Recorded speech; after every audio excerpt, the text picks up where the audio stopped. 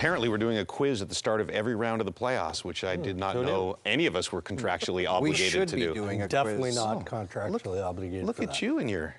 Keener. After every game, we should be doing No, whoa. Let's go. Let's get right to it. Fastball right off the top. Which team is most likely to end Canada's dreaded 30-season Stanley Cup drought this year? Edmonton, Toronto, Winnipeg, MJ. Edmonton. They've been there before, and most importantly, they got two guys that I believe, no matter what they're playing against, no matter what kind of system, what kind of team, those two guys in McDavid and Draisaitl can get it done on their own. They've shown this before. They're getting healthier. They're getting any kind of goaltending will do, and they're playing better than they have to start the playoffs. I like their chances. Winnipeg, because I took Winnipeg in the playoff preview. Did you take Edmonton? I took them before the season started. Okay, even better. Wait a second. Does that make it right? Yeah, I don't know. I just think that maybe the Winnipeg Jets flipped a switch. I mean, they have to be super motivated. They win in double overtime, Game 7. Knock it off the St. Louis Blues. I mean, so much drama involved in the outcome of that series. I think the nerves are behind them. Toronto, like you two, I'm a man of integrity. I took the Toronto Maple Leafs in the preview show, and I'm not going against my word. And I am the leader on the crusade of getting rid of that saying, Jimmy. What is it? The leafiest thing ever. We're getting rid of it. Toronto. Okay. Toronto versus Florida features a series of high-profile matchups. Which of these is the most intriguing to you? Cup-winning coaches, Berube and Maurice. Ex-goalie partners, Stolarz and Bobrovsky. Captains, Matthews and Barkov. Or former London Knight teammates, Marner and Tkachuk. I'm going to go with Marner and Tkachuk for the simple reason, James, that this might be a production thing. Which one of these two guys produces more in this series is going to give their team the better chance to win. Mitch Marner obviously was teammates with Tkachuk. They had that awkward exchange, I think it was like a year and a half ago, where Tkachuk punched him in the head. Maybe this year Marner comes back and says, you know what, I'm going to give you a swat back. Maybe not with the gloves on the score sheet. Yeah, for some reason, I'm intrigued by the head-to-head of the coaching, Maurice versus Berube.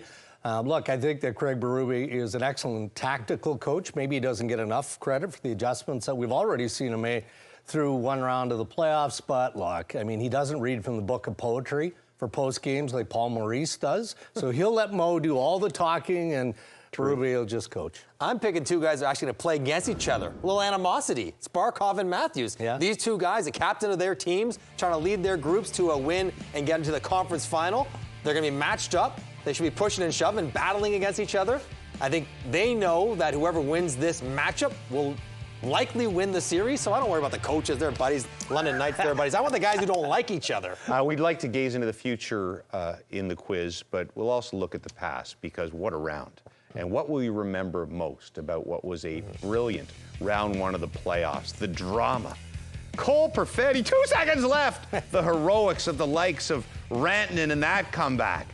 Or the brutality, which had big hits, some legal, some not, sidelining players through suspension, some injuries, or the gamesmanship, and there was tons of that as well. So much in the first round. No bad answers here, Dregs. I mean, the drama, and I was in Winnipeg Sunday night for Game 7 of Blues and the Winnipeg Jets, and, you know, Winnipeg was down 2-0. Then they were down 3-1, and then you see the tying goal scored with seconds waning, end of the third period by Cole Perfetti. And then obviously the overtime winner in double overtime that was scored by Lowry. Incredible. That was just storybook drama. I'm going with the brutality. You watch these guys lay it on the line every night, James, and if you're scouting a player and you're looking at all the nerdy stats that some people look into, you have to ask yourself, can they perform under these circumstances? And a great example is last night, Cole Perfetti. That was a man's game out there, and this kid found a way to score 2 massive goals. Great job, Perfetti. I'm picking the drama as well for all the reasons that Dregs outlined. The late comebacks, the seesaw back and forth, momentum switches.